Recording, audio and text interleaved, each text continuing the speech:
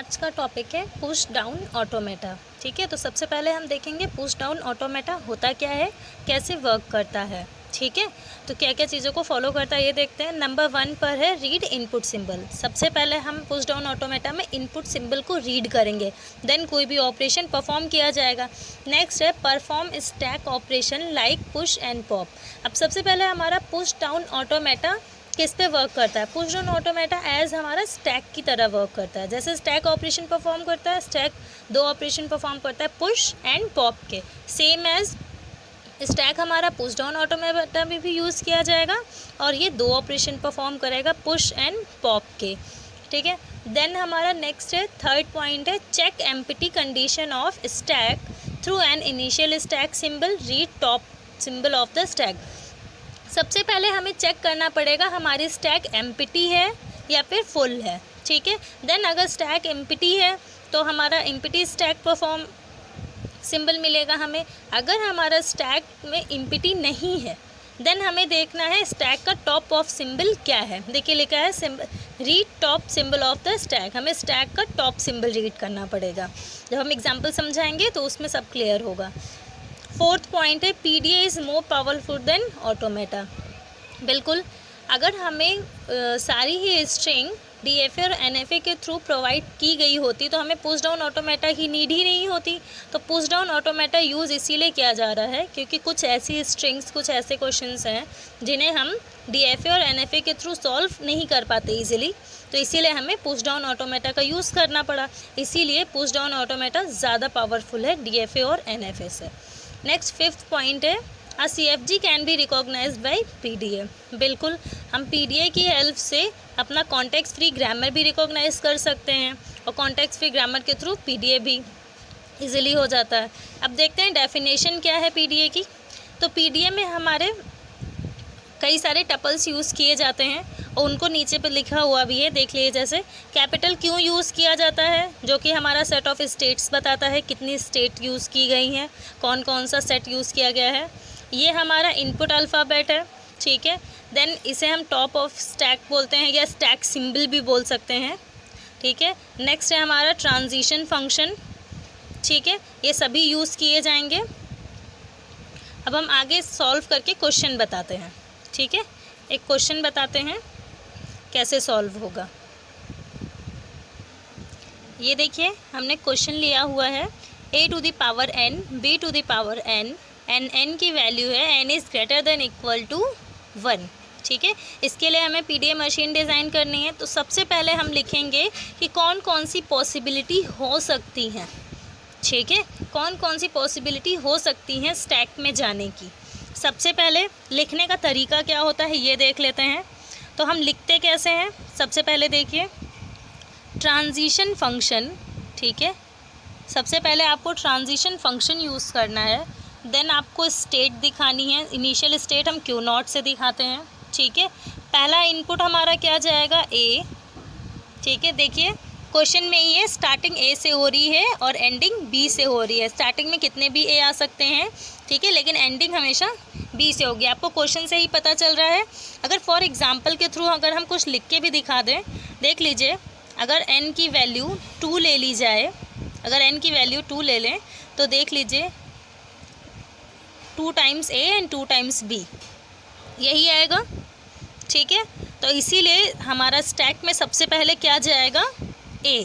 ठीक है, तो हम पुश एंड पॉप की कंडीशंस दिखा रहे हैं। सबसे पहले हम पुश की कंडीशन दिखा दे रहे हैं कि जब हम स्टैक में पुश करेंगे तो क्या क्या हमारा पुश हो सकता है। ठीक है, तो देख लीजिए Q0 हमने स्टेट ली है, A हमारा इनपुट जाएगा और इस वक्त स्टैक हमारी एम्प्टी है, स्टैक में कुछ भी नहीं है। ठीक है, टॉप ऑफ स्टैक एम्प्टी है।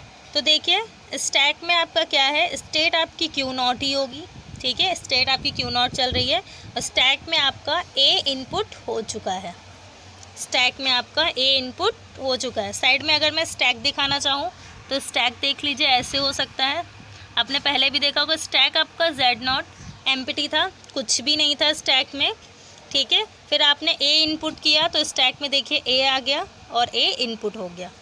ठीक है, इसी तरीके से होता है, स्टैक पे वर्क करता है। मैंने वही बताया था, PDA आपका स्टैक पे वर्क करता है।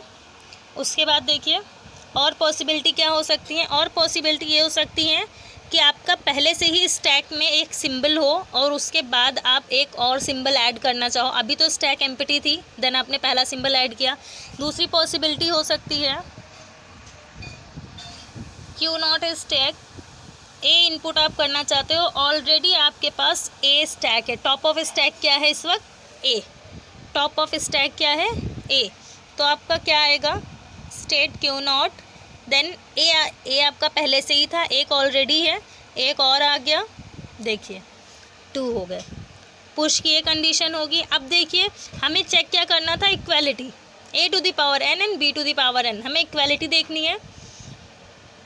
Number of a's equal to number of b's. तो हम कैसे चेक करेंगे, अगर सभी नंबर ऑफ़ एज हमारे नंबर ऑफ़ बी के थ्रू पॉप हो जाएं, ठीक है, जितने भी ए आपने पुश किए हैं वो इक्वली हम बी से पॉप कर दें, तो हमारा ये प्रूफ हो जाएगा कि number of a equals to number of b है, और यही हमें बताना है। तो हमारी ये कंडीशन रहेगी, नंबर ऑफ़ एज हमारे नंबर ऑफ़ बी से पॉप होंगे। जब भी बी हमारा एंटर करेगा स्टैक में, देन हम पुश ऑपरेशन ना परफॉर्म करके पॉप ऑपरेशन परफॉर्म करेंगे और नंबर ऑफ़ बी से नंबर ऑफ़ ए को पॉप करेंगे। देन देखिए नेक्स्ट और कौन सी पॉसिबिलिटी हो सकती है, अभी हम पॉसिबल आईडी बता रहे हैं, तो और कौन सी पॉसिबल आईडी हो सकती है, जब आपका बी एंटर करे, ठीक है, क्यू नॉट स्टेट पर जब आपका बी आएगा और टॉप ऑफ स्टैक इस समय तो ए ही चल रहा है, जब आप बी डालोगे तो बी देखिए बी आपका हमेशा ए के बाद ही आएगा। यहाँ पे मैंने दिखाया है बी हमेशा ए के बाद आएगा, तो बी जब आप एंट्री करोगे तो ए ऑलरेडी होगा स्टैक में आपके पास, देखिए। देन अब क्या आ जाएगा, क्यू नॉट, और मैंने आपसे कहा कि बी से हम ए को पॉप करेंगे, पुश ऑपरेशन परफॉर्म नहीं होगा, ठीक है। तो देखिए एक बी से एक ए पॉप हो गया, अब आपके पास स्टैक में सिर्फ एक ए रह गया है, ठीक है। एक कंडीशन ये भी हो सकती है कि स्टैक में सिर्फ एक ही सिंबल बचा हो, तब आपका बी आए तो आपके पास क्या कंडीशन रहेगी वो भी देख लेते हैं। लास्ट में अगर टॉप ऑफ स्टैक ए है और आपके पास कुछ भी नहीं बचा है तो देख लीजिए लास्ट में सिर्फ जेड नॉट रह जाएगा। टॉप ऑफ स्टैक जैसे पहले था हमारे पास, यहाँ देखिए जेड नॉट। यहाँ पे अगर आप परफॉर्म करना चाहें तो देख लीजिए, जैसे 2 स्टैक डाले, आपने पहला बी इनपुट किया तो उससे एक ए पॉप हुआ, दूसरा बी गया तो सेकंड पॉप हो गया, ठीक है। लास्ट में आपके पास फिर से जेड नॉट ही रह गया, ठीक है।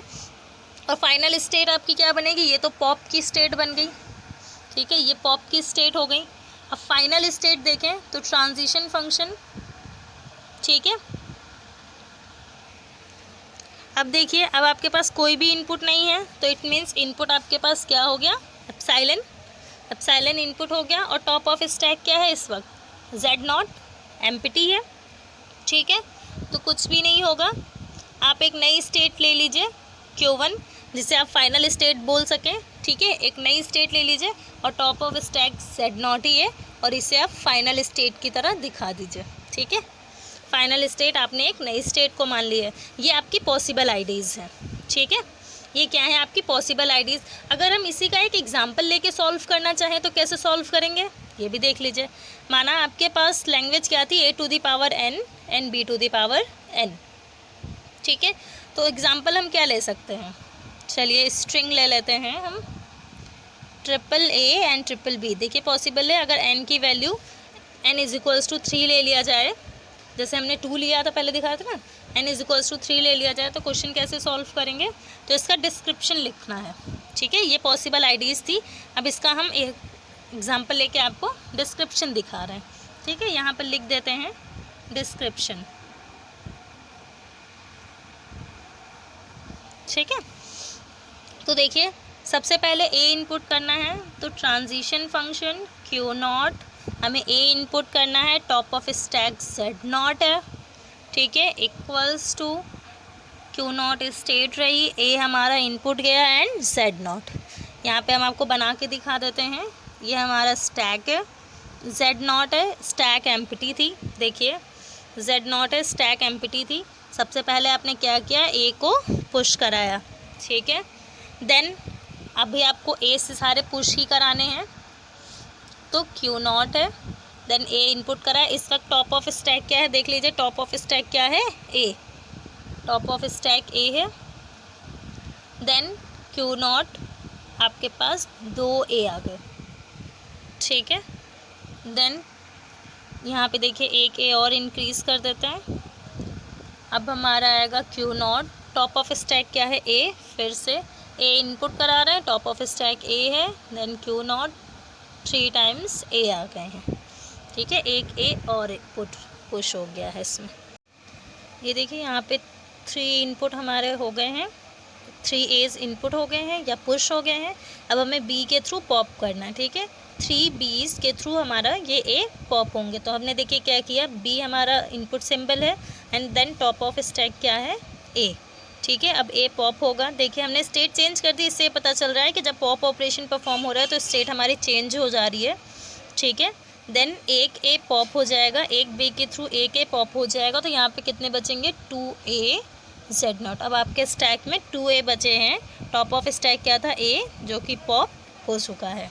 देन नेक्स्ट हमें क्या लेना है, अब हमारी स्टेट चेंज हो चुकी है, तो अब Q0 नहीं, अब Q1 आएगा।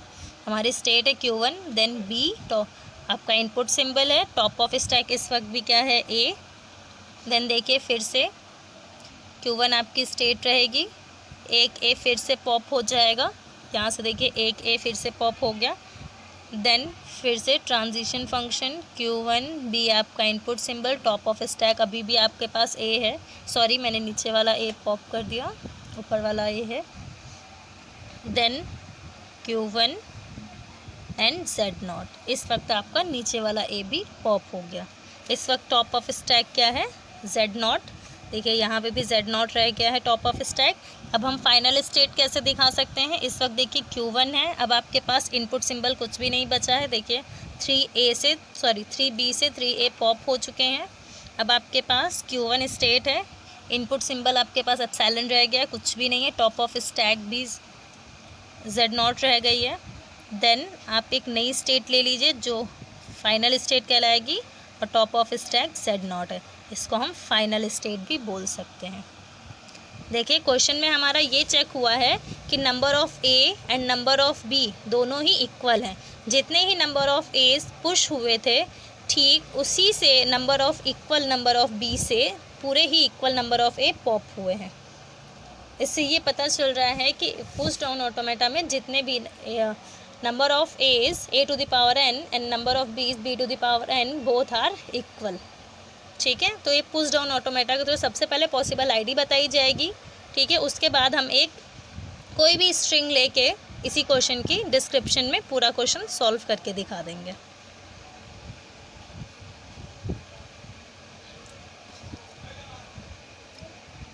तो ये है पुश डाउन ऑटोमेटा।